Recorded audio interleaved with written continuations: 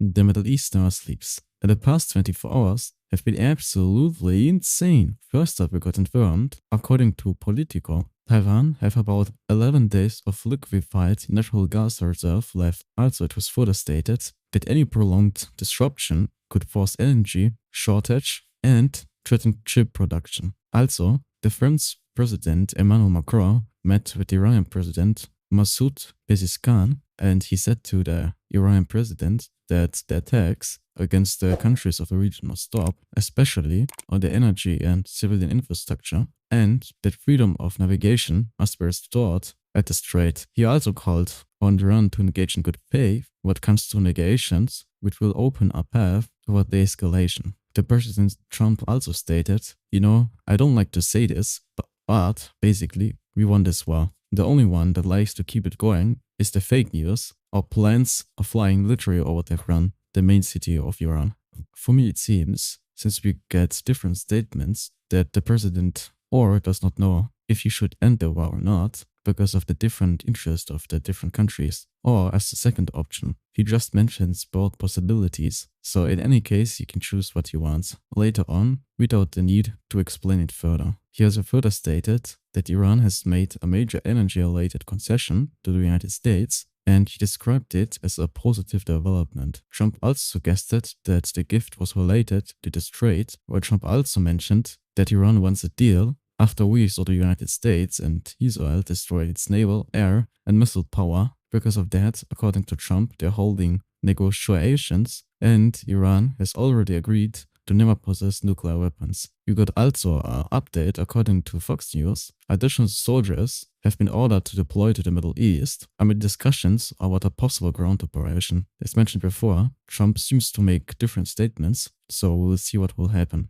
Also, the Gulf states wait in a military operation as an option against Iran's escalation. Next up, we got informed, according to French press, Netanyahu have confirmed that Israel is working to expand the buffer zone in Lebanon. Also, CENTCOM have released a statement saying that they are working to strike targets to weaken the infrastructure and military capabilities of the Iranian regime, while Netanyahu also gave a statement saying that the campaign with Iran is still ongoing, contrary to what is being reported in the media. Also, according to the Iranian media, a senior commander of the Iranian Navy was killed in an airstrike on Bandar Abbas. Also, the Iranian president wrote another statement saying that the statement of his brother Recep Tayyip Erdogan condemning Israel was heavily welcomed, and I want to point out the words he will use now, because it stated, listen carefully, the proud nation of our friendly and brotherly country of Turkey played a role in solidarity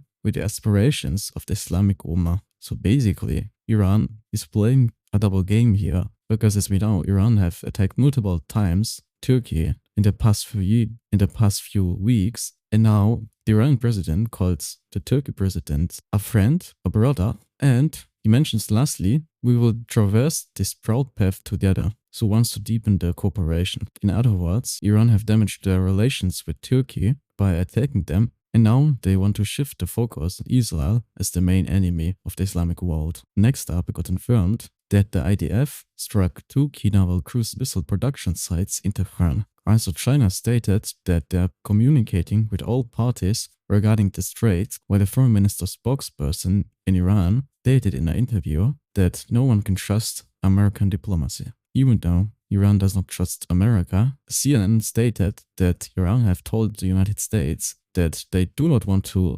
negotiate with Witkoff or Kushner, but only with J.D. Vance. And the reason behind of all of that is that Witkoff and Kushner are more pro the war, while J.D. Vance is also supporting the war, but wants to end it soon. Next up, we got confirmed, according to the Israeli police, that the MAGA fighters in Judea and Samaria arrest a suspect documenting trunk stones at security forces. Also, what you can see here is a nighttime operation from the IDF in Lebanon, and we see body camera footage of the Israeli army in southern Lebanon, where the commander of a cell in the terror organization Lebanese Brigade was arrested. All of this happened at night, and you can see how the soldiers are going through the property of the terrorist, and it seems that many of that got confiscated. We got also video showcasing how the US forces are striking targets to degrade the Iranian military infrastructure. And if we click on this video, we see how these structures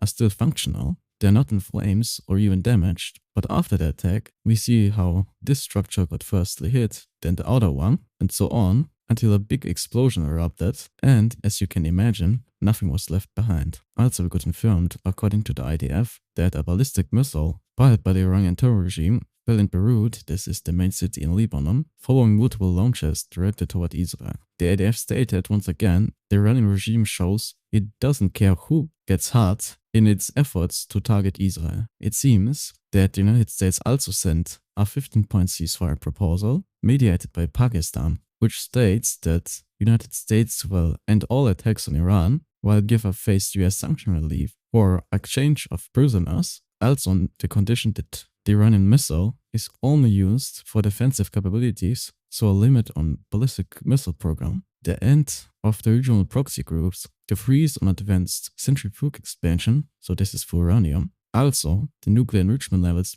will be limited, and so on. I personally do not believe that Iran will accept this deal. I also heard that the enriched uranium should be transferred or to the United States or to an international organization. Some might even say that even if Iran accepts all these conditions, there's no strict way to observe them if they're really doing what they promised. But the thing is, Iran would never even sign this deal even if they are not planning to implement it, just because of the reason that it would be a political defeat to admit on all of these points. Next up, we got a chart from Iran's missile and drone launches, and we see on day 1, it were about 350. Now, on day 26 of the war, we are at about 15 missile launches per day. What comes to drone swarms, at day 1, they were about 300, at day 2, even nearly 550, but now, at day 26, we are at about 85. Also, a chart what comes of the vessel traffic of the strait. We see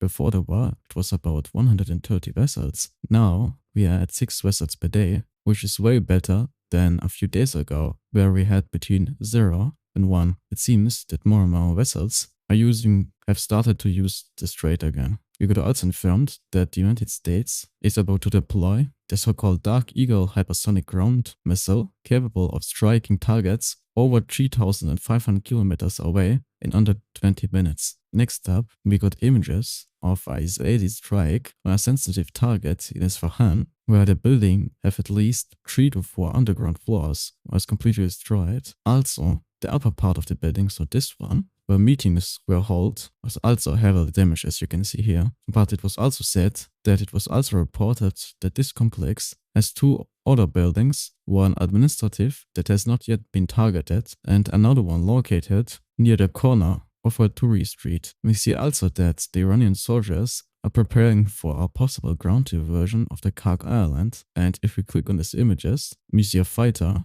with an AK-47, while at this image, you also see this AK-47 with some kind of tape, but also FPV drones, which could be used against the United States soldiers. Next up, we got confirmed, according to our last news, that the Iranian state media reports that fresh United States-Israeli strikes targeted the Bashar nuclear plant.